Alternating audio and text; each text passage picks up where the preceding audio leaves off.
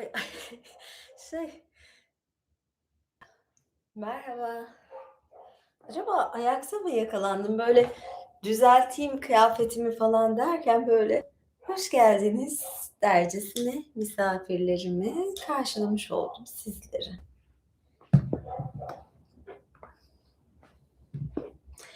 Herkesin Sevgililer Günü kutlu olsun. Ben kutlamıyorum. Kutlayanlar vardır elbet.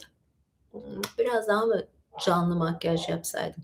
Ne kadar makyaj yapsam da şu ışıklarda hiç gözükmüyor. Belli olmuyor. Nerede rujum? Happy Valentine's Day.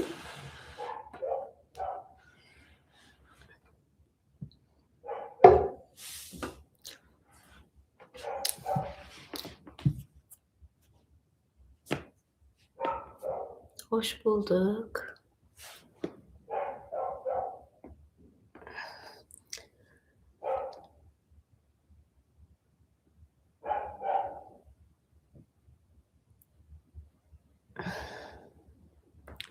Aa, hibiskus çayı. Pembe bir çay. Bugün tamamen pembe giyindim. Çay pembe, kıyafetim pembe, ojelerim pembe. Böyle sevgililer günü ya. Hmm. Rujum nerede benim ya? Şu bir şey yapsın.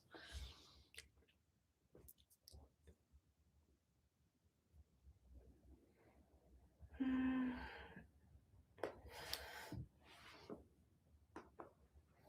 Evet, canlı yayındayız. Bugün size Sevgililer Günü özel canlı yayını yapacağım. Nasıl olacaksa bakalım. Gerçi içerik hazırladım. Onun için size bugün Eros okuyacağım. Eros ve Psyche okuyacağım. Biraz anlatırım, biraz okurum. Ay gözlük taktım tam böyle. Ben kendimi gözlükle seviyorum.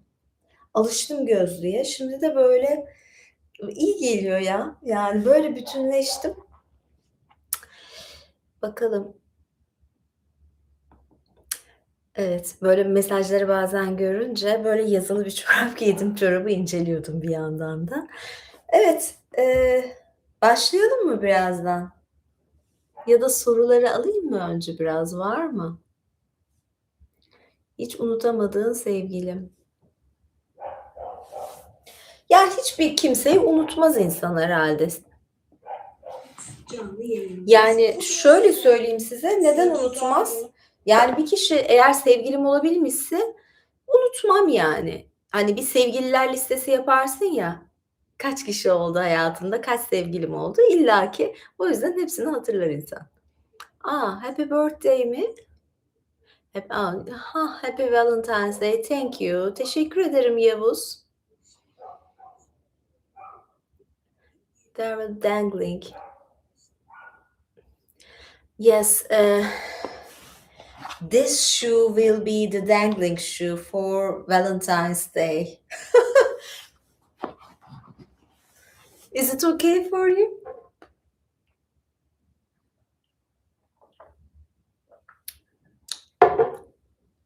Şöyle duyurayım da ben.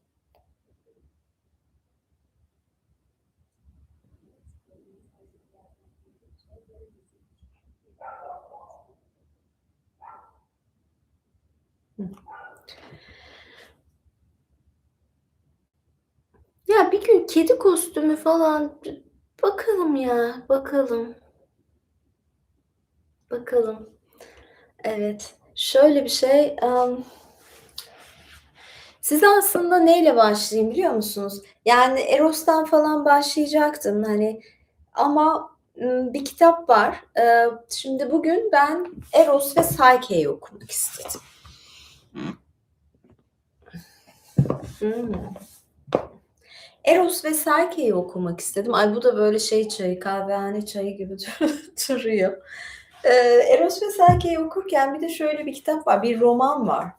Böyle Kirke diye bir kitap vardı ya, o tarz bir kitap. Bir mitoloji romanı.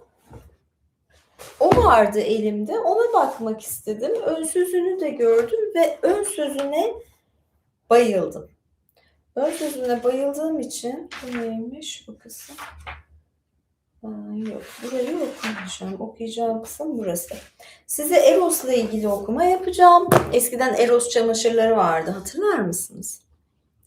Ay teşekkür ederim. Bugün beni ya kırmızı gül alamadım ama kırmızı gül alamasam da kırmızı süper teşekkürler alıyorum. Çok teşekkür ederim. Kaç tane olması gerekiyor? 7 tane falan mı olması gerekiyordu bu kırmızı teşekkürlerin yoksa güllerin miydi? Yani gül gelmiyorsa o zaman böyle kırmızı süper teşekkür yollayabilirsiniz. Today I didn't receive red roses, so I can receive some red super chats. Bu taraftaki daha tabii fark ediyor. Evet, size parça parça okuyacağım. Arada yorum yapacağım. Arada Southern California and your yes.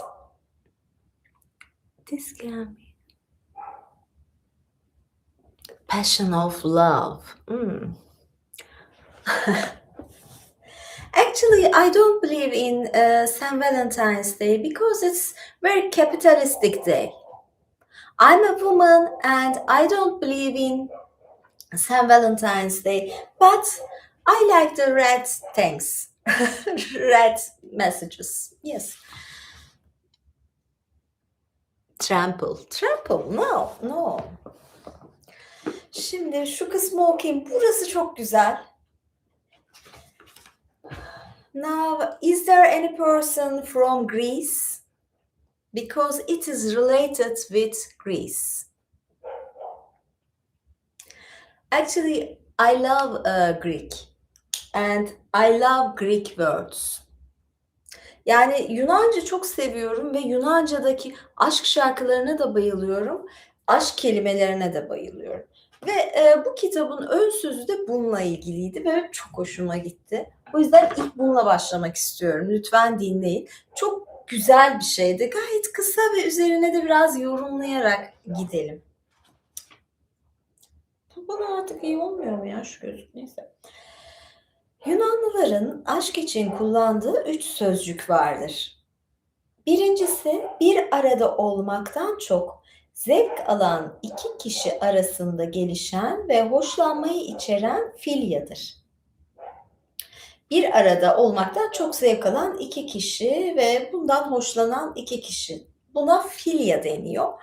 Ve filos da Yunanca'da arkadaş demek. Filos iki yakın arkadaş için de kullanılan bir kelime. Biraz Yunanca öğreniyorum. Kelimeler oradan biliyorum. İkincisi agape. Agapimu derler. Agapimu aşkım demek. İkincisi agape, yani ana babaların çocuklarına beslediği ya da birbirine aile gibi görenlerin arasındaki karşılıksız sevgidir. Yani bu ama mesela agapimu derler. Yani böyle bir aile, karı koca, işte o birbirine ait gibi bir aşk. Agape. Üçüncüsü olan eros ise aşikar olduğu üzere bağ, tutku ve bedenin bir başkasında tatmin arama arzusudur. Çoğu insan hayatı boyunca bu aşk çeşitlerinden en az birini tecrübe eder. Ama üçünün altın bir örgü gibi iç içe geçmesi ender rastlanan bir durumdur.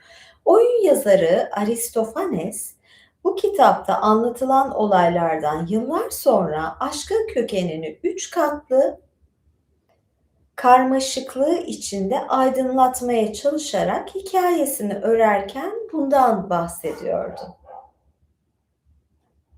İlk insanların sırt sırta, iki yüzlü, dört elli ve dört bacaklı olarak doğduğunu, yeryüzünde tekerlekler gibi yuvarlanırken her bir ağzın yoldaşıyla hiç durmadan gevezelik ettiğini iddia ediyordu.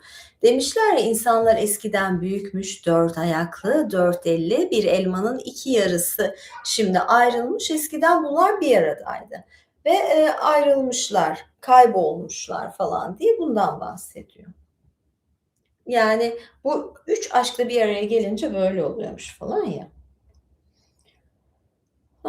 Zeus bu insanların gücünden korktuğu için onları şimşekleriyle birbirinden ayırmıştı. Onlar da bugün bildiğimiz iki ayaklarının üzerinde yürüyen ve tek ağızla konuşan insanlara dönüşmüşlerdi.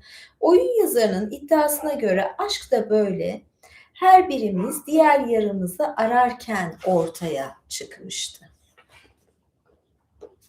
Bunu duyduğumda gülmüştüm. Dünya yeni yaratıldığında oradaydım ve hiç de böyle olmamıştı. Şu an biz bunu Eros'un ağzından okuyoruz çünkü. Evet, dünya yaratıldığında oradaymış.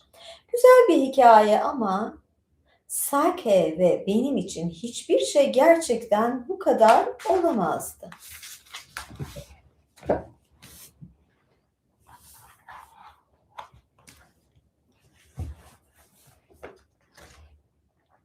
Kozmik bir bütünün iki parçası olduğumuzu söylemeye kalkmayacağım. Tanıştığımızda o ölümlü bir kadın, ben de bir tanrıydım. İkimiz de bağımsızlığımıza düşkündük. Birbirimizden kopmuş iki yarım değildik.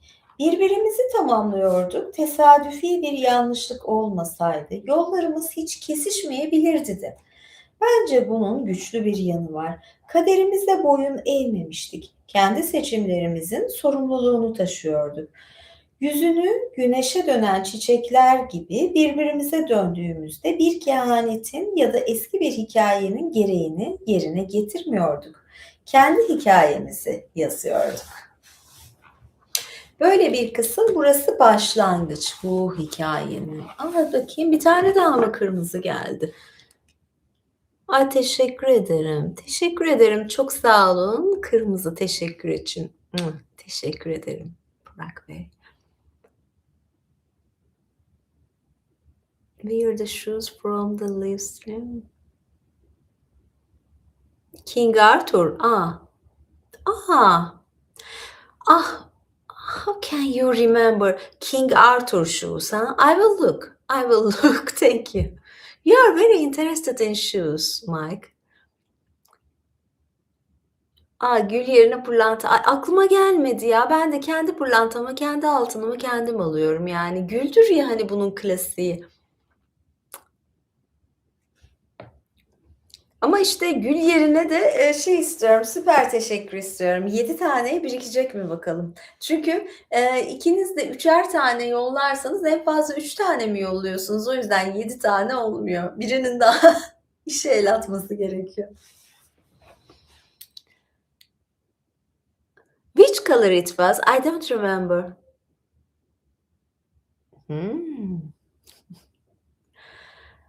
Okay. Şimdi I'm reading about Eros today.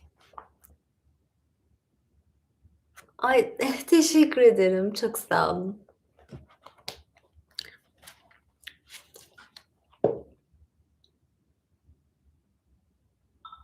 Hmm, 5500. Siz de ancak izleyin. Başkaları atar, birileri atar, birileri izler mi diyeyim, ne diyeyim? Ama böyle olunca da insanlar unutulmuyor. Bakın siz de hatırlıyorsunuz kim o attı falan diye ya. İnşallah olur. Bu arada ben şunu söyleyeyim, ben hiçbir yerde reklam yapmıyorum. Hiçbir yerde reklam almadım. Kolay kolay bunları yapmıyorum. Bunu da söylemiş olayım. Çünkü böyle karışıklıklar falan oluyor, olaylar oluyor. Benim yani alakam yok. Benimki daha çok böyle biraz daha mitolojik, sanatsal, farklı tür bir oluşum ve şeyde de özel üyelik yayınlarımda da ne yapıyorum derseniz, orada biraz role play gibi bir tür performans ve aslında orada da yine özünde kitap okuyorum. Bu sefer okuyorum mesela üyeliklerde. Erkekler için Taocu cinsellik ve performansla ilgili, yani bazı teknikler, çakralar sistemiyle ilgili şeyler mesela yapıyoruz. Bana tapmak ayrıcalık. Teşekkür ederim. Bakayım.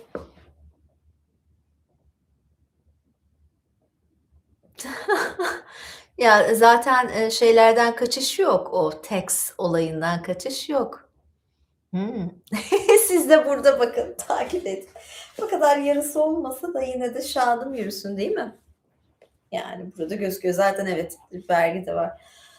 Eros, Afrodit'in ardından ortaya çıkan ilahlar arasında Eros tek başına çok fazla ilahi saygınlık görmüştür. Arzu ve şehvet artık aşk tanrısından yayılan etkilerin bazılarını temsil eden alegorik figürlerden öte bir şey değildi. Eros yaygın olarak Afrodit ile Ares'in oğlu olarak kabul edilmişti.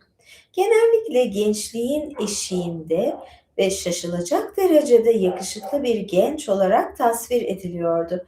Kendine has silahı altın bir yaydı ve bununla gizli saklı yerlerden tatlı ancak şiddetli aşk acısını temsil eden sonsuz etkiye sahip oklarını fırlatıyordu. Zeus'un bile onun tesirine karşı koymaya gücü yetmezdi. Bu tasvir aşkın doğadaki en korkunç ve en büyük güçlerden biri olduğunu ediyor, böyle diyeyim. Biraz daha devam edeceğim. Bir yandan da çekeyim. Beraber mi bitti şu anda? Nicole Kidman? Me? No, I don't think so. Maybe Julia Roberts. Why not? But now I have short hair.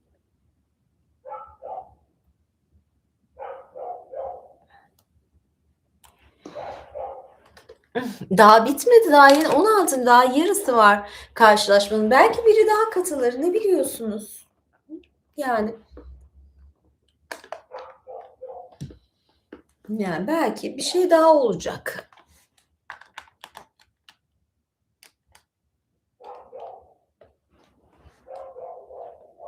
Ay yalnız köpeğin sesi size geliyor mu? Ya çok fazla köpek havlıyor burada ya. Yani bazen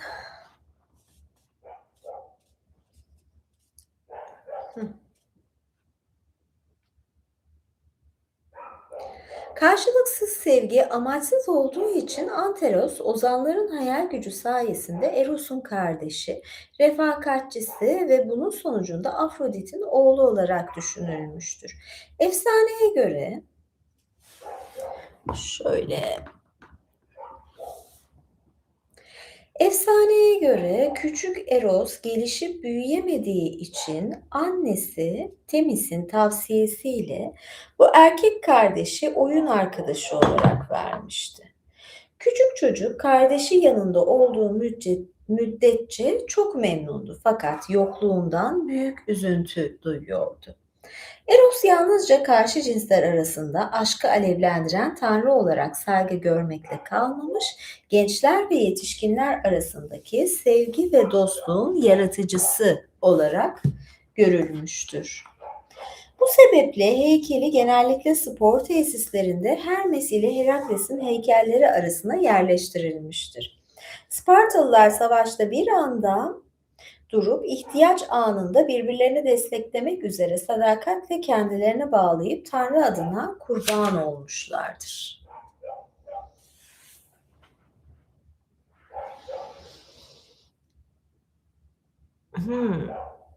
You will worship me? Okay, you can.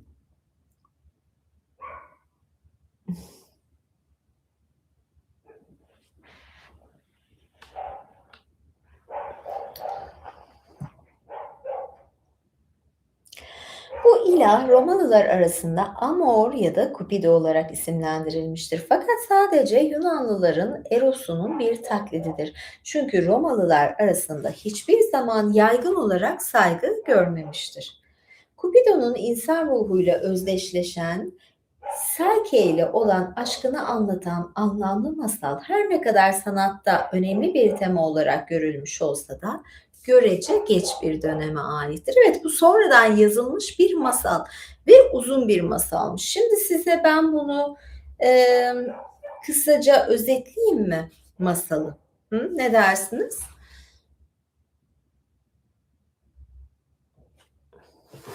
Onu da mitoloji sözlüğünden yapacağım ama gerçekten çok kısa bir özeti. Şimdi aslında bazen de diyorum bunu böyle harcamasam mı?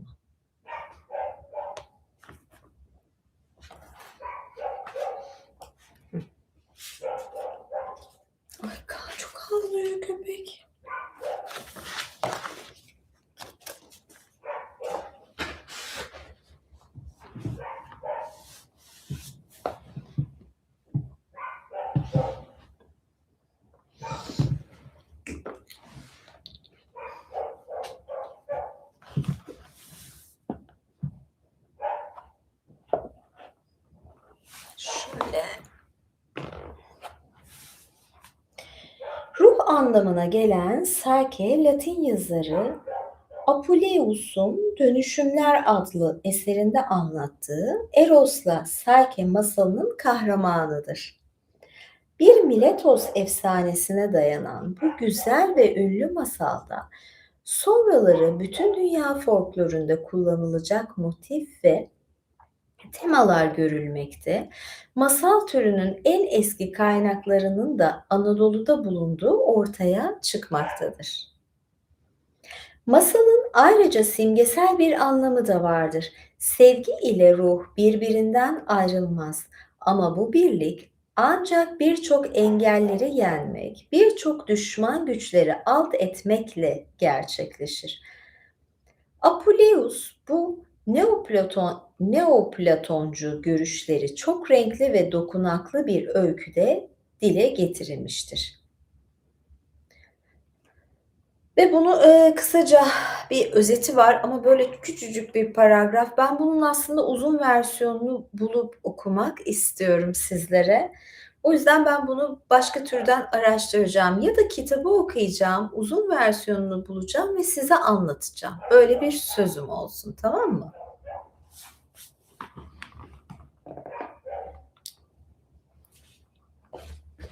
Şurada da Eros'u tanımlamaya devam edelim. Yani merak edin ya da siz de araştırın. Eros ve Psyche'yi mesela bulun.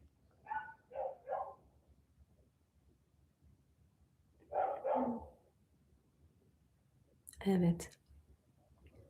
Shoe drop. You wait for shoe drop, huh? Maybe.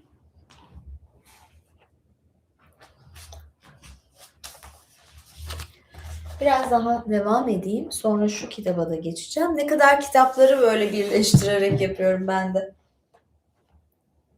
Sanatçılar Eros'u resmederken genellikle gençliğinin sınırlarında bir delikanlı tasvir ettikleri için ozanların izinden gittikleri söylenebilir. Meşhur heykeltıraş Praxiteles tarafından yapılan bir Eros heykeli antik dönemlere ait en iyi eserlerden biri sayılırmış. Roma'ya Nero tarafından getirilmiş fakat Titus'un hükümdarlığı döneminde çıkan bir yangında yıkılmış. Sonraki dönemlerde aşk tanrısı çok daha genç tasvir edilmiş. Çünkü ozanlar tarafından kendisine mal edilen muzip şakalar daha çok çocukluk çağıyla bağdaştırılıyormuş.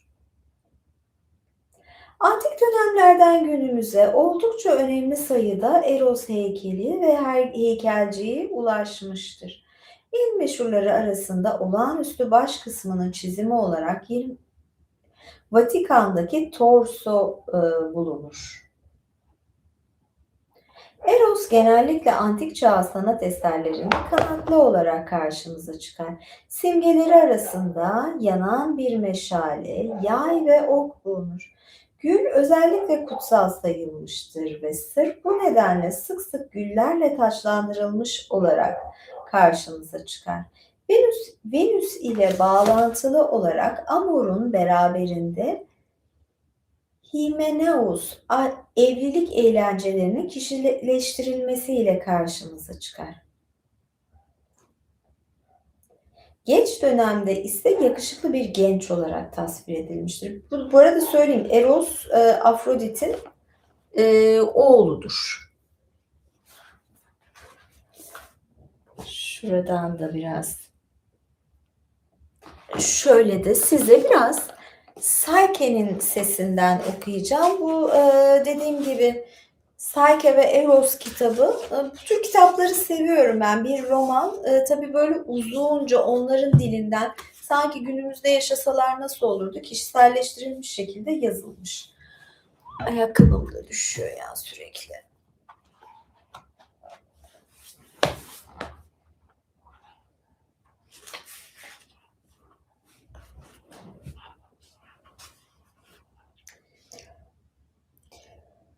Alışılmadık yazgıma rağmen sıradan bebekler gibi ben de kan ve sevinç gözyaşları içinde doğdum. Gerçi benim doğumumda bunların ardından epey kafa karışıklığı yaşandı. Annem ve babam Yunanistan'ın kayalık kesiminde Miken adında bir krallığın kral ve kraliçesiydi. Annem Astidamia hamile olduğunu öğrenince babam Alkaios, Miken başkenti Trinis'ten ayrılıp dağların ardına doğru yola koyuldu.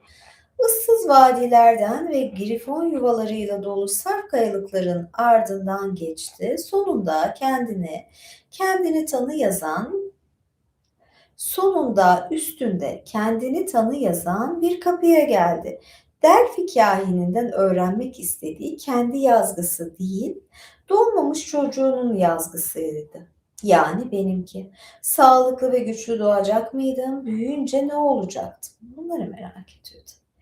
Babam kahinin gölgeler içindeki toprak odasına girdiğinde iki şey dikkatini çekti. Birincisi içerideki kükürt kokusuyla pek tanıdık gelmeyen diğer kokulardı. İkincisi de bir uçurumun üstünde asılı duran bronz bir üç ayakta oturan kadının görüntüsüydü. Kadın sarı kumaştan yapılmış dökümlü bir elbise giymişti. Saçlarını düzgünce örüp başına dolamıştı. Bu kahindi ve Alkainos, Alkaios'a zamanın ötesinden gözlerle bakıyordu. Babam ürperdi. O bir kraldı ve insanların türlü isteklerle yaltaklanmasına alışıktı. Ama bu kadın kimseden bir şey istemiyordu.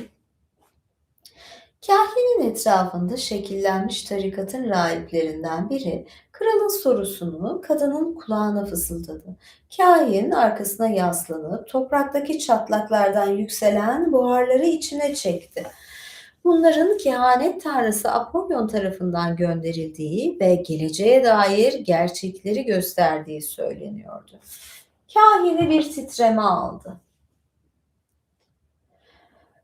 Böyle narin bir kadının bedenine ait olmayan ürpertici bir sesle konuşmaya başladı. Babam kahinin konuştuğu dili anlamıyordu ama rahipler kil tabletlerine bir şeyler yazmaya, kahinin mesajlarını yorumlamak için gereken karmaşık hesapları yapmaya başlamıştı bile. Tanrılar her zaman ölümlülerin anlayacağı dilde konuşmaz. Ama neyse ki sakallı rahipler bu sözleri nasıl tercüme edeceklerini biliyorlardı. Sonunda kahinin kehanetini babama sundular. Çocuğun tanrıların bile korktuğu bir canavarı alt edecek. Babam mutluluktan havalara uçtu. Oğlu bir kahraman olacaktı. Arkaios hep babası Perseus gibi kahramanlık yeteneğine sahip olmadığı için üzülüp durmuştu. Ama bazen bu tür şeyler bir jenerasyon sonra ortaya çıkar. Oğlu bir canavar avcısı, bir kahraman olacak. Yunanistan'ın her yerinden insanlar ona saygılarını sunmaya gelecekti. Ne yazık ki ben oğlan değildim. Devam ediyor tabii. Ben burada bırakmak istedim. Çok güzel yani bu kısım. Böyle kişiselleştirmeleri bu tür böyle bilindik mitolojik olaylardaki, hikayelerdeki kahramanların böyle konuşturulmasına bayılıyorum.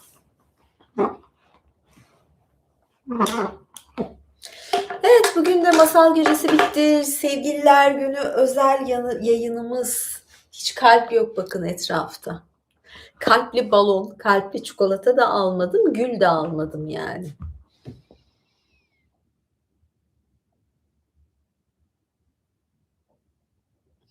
Teşekkür ederim. Ya şöyle bir şey düşünüyorum. Aslında biraz podcast yapabilirim. Çünkü çok güzel bir mikrofonum var. Hani neyi okurum? Tabii telife girmeyecek bir şey okurum. Parça parça okurum, kısa kısa. Böyle bir şey düşünüyorum. Ya gördüm böyle etrafta falan böyle çocuklar almışlar çiçekleri ellerinde, "Seni seviyorum" çiçekleri falan. Kadınlar sürekli kapris yapıyor. Erkekler yaranmaya çalışıyor falan. Şey gibi geldi, bayram da bayram ziyaretine falan gidiyorlar gibi falan yani. benlik şeyler değil. Ben dediğim gibi bunlara bakmıyorum. Yani.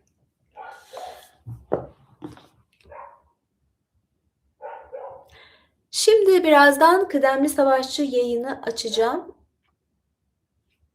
Yayından hemen sonra üyelerimle görüşmek üzere kıdemli savaşçılar. Bekleyin, yerlerinizi alın, aşağı ayaklarımın altına geçin ve bekleyin, geliyorum. Evet, anlayan anladı.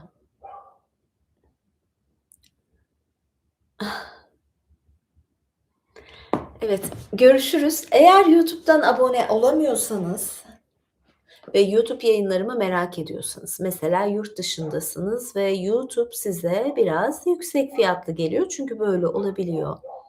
Avrupa ya da Amerika'da ama özel yayınlarımı izlemek istiyorsunuz, daha fazla ayaklarımı görmek istiyorsunuz mesela. O zaman YouTube'a abone olamıyorsanız Patreon'a abone olabilirsiniz.